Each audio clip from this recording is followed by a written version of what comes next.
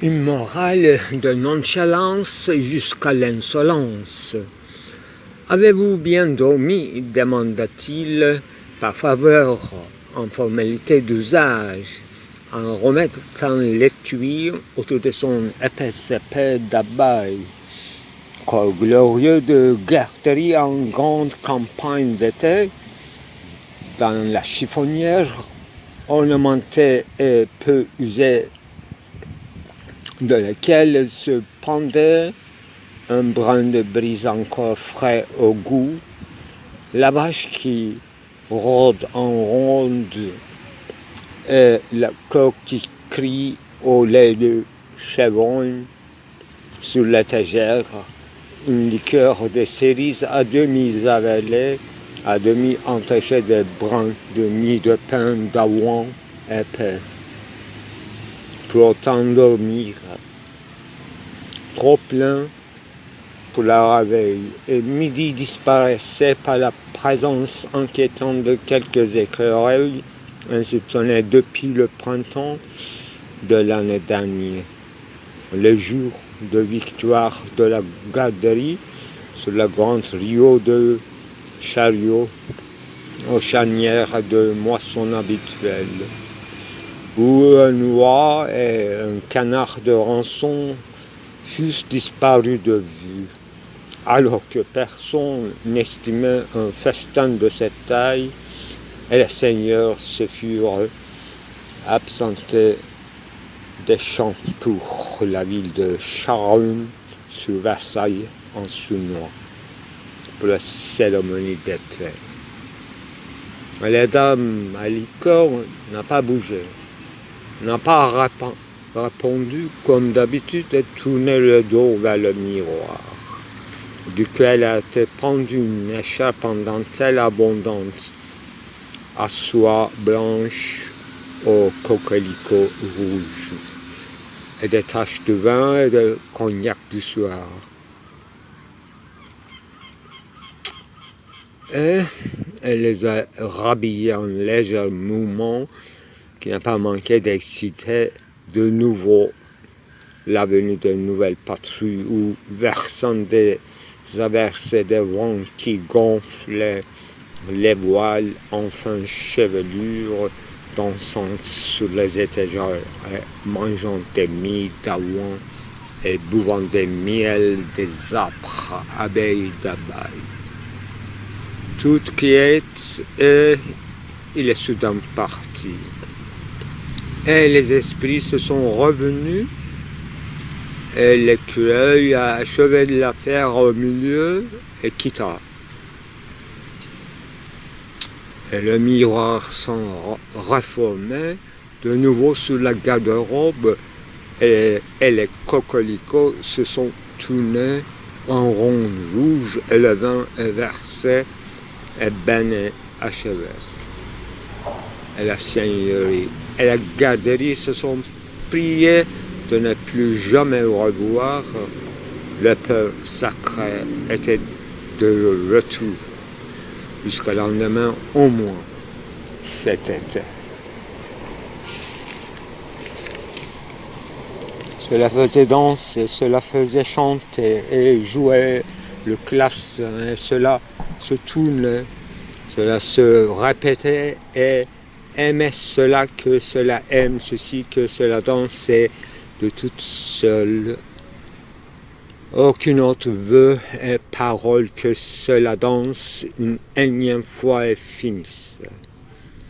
Une nonchalance tremblante et tremblait comme une brise du matin, en paresse éternelle frappée par les ravals et des vagues inattendues, faisait sentir que les heures ne s'écoulaient plus et les jours ne passaient plus, et cela avait arrêté toute tâche, tout devoir, toute dévotion, toute étude, tout apprentissage du latin, du grec, le clavecin, des violons, des violas de gamba et les flûtes de toutes sortes, et il s'enfermait dans une vide trouée de la chiffonnière et des dentelles, et un miroir suffisait pour lui coupait le souffle de nouveau.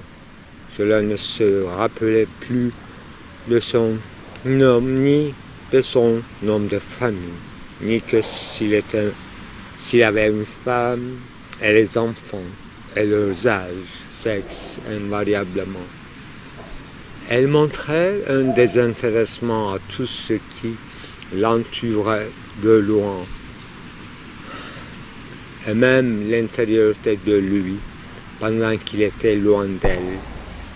Et elle l'oubliait aussi facilement qu'une tâche à la maison. Un tailleur attendu est parvenu. Elle était complètement indifférente, sauf l'acte agissant étant gouffre blanche, dentelle et avalant un parfum de lavandier d'été. Elle entendit une fois une voix qui parlait à elle, et puis elle s'est tue, et de nouveau elle est venue à sa visite. Elle murmurait en écho exactement ce qu'elle disait à elle-même, et elle le répétait avec la même insolence, sans inquiétude et en tout désintéressement. Une voix est un phénomène de plus humain. Pensait-il à elle, tu? Mais elle, la voix, a continué de parler sans elle, et à son insu, malgré elle, et elle ne l'écoutait même pas plus, mais elle avait une force de parler de ses entrailles. Elle était plus forte qu'elle. Elle se taisait et l'écoutait pendant des heures, assise sous le lit, était. Puisqu'elle l'écoutait tranquillement, que la voix parlait encore plus et plus réfléchie, des longues phrases qui s'enchaînaient, des grands exposés d'idées et des rappels de scènes pour soutenir l'argumentation qui se finissait à chaque fois en une grande fresque complète. Et montrant l'état du cosmos où elle était située confortablement et sans tâche, mais pas du tout dans une idéal positionnement, car elle ne pouvait pas se bouger pour voir l'autre côté de quoi que ce soit.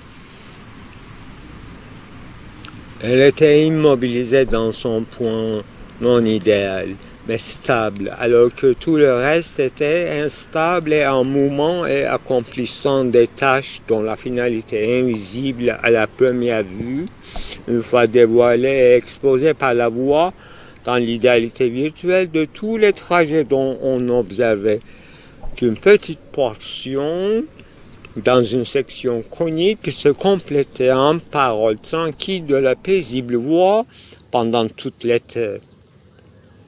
Ce fut une instruction en spontanéité qui ne consiste qu'à être assis, immobile, sous le lit et de l'écouter, le déroulement du reste. Elle n'a pas bougé pendant l'entracte avec sa garderie. Elle ne l'a pas attendu non plus, pas spécialement, mais elle absorbait toute voix, elle en absorbait aussi toute phénoménalité de l'épaisse étui tournant en rond autour de son épée d'abeille. Au bout de 3 mois d'écoute et d'absorption, elle s'est bougée, s'est assise sur l'écritoire pour l'écrire pendant et après, et même avant et ensuite, et en attendant que la voix parle, on parloir, elle pouvait écrire en tout temps et en toute forme adverbiale, mais ce fut un salut et la libération pour elle. Elle s'est mis son cœur en plein ouvert devant le colonel qui, par surprise, il a failli par devenir fou, mais Il a goûté un bonheur jamais eu jusqu'à son âge adulte pendant toute l'été. Les jours suivants, le colonel a demandé la permission de la dessiner en écrivant. Elle a accepté d'un air nonchalant au filaire de l'insolence et elle est devenue plus belle que jamais pendant qu'il le dessinait comme un ingénieur de garderie,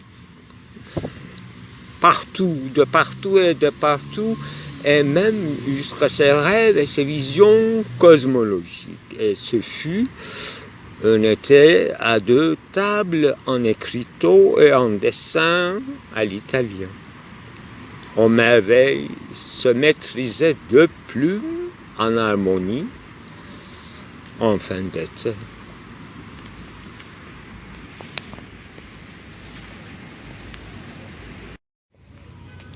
Il m'aura fallu de plusieurs années de suite de maladie et de corruption et en abus de chair jusqu'à des moelles. Il m'aura fallu de tout oublier, de me rappeler des temps fit avec le poing fixé dans le nœud soufflé des souvenirs concrets, terriblement si concrets que l'on peut les toucher des yeux fermés à la nuit, à proximité du chevet et aux agonies blanches, neutres de partir et de repartir de ces 1000 ans de voyage dans des contrées qui sont pourtant devenues les miens, les siens, étranges figures d'aliénation prévues, voulues et même planifiées au sens de la projeter par écrit, et même des dessins, des courbures, 6 étranges figures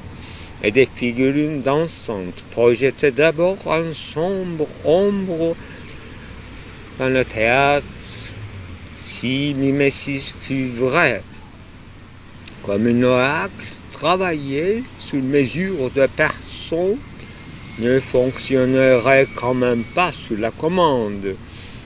Que le destin soit si proprement dessiné comme la voie royale de 1000 festins, comme piège dans un désert, comme décor d'Arabie, si même que le goût d'une tasse de café desservie aux hôtes, dont l'odeur d'amber et de misk prescrivait le projectile du sujet.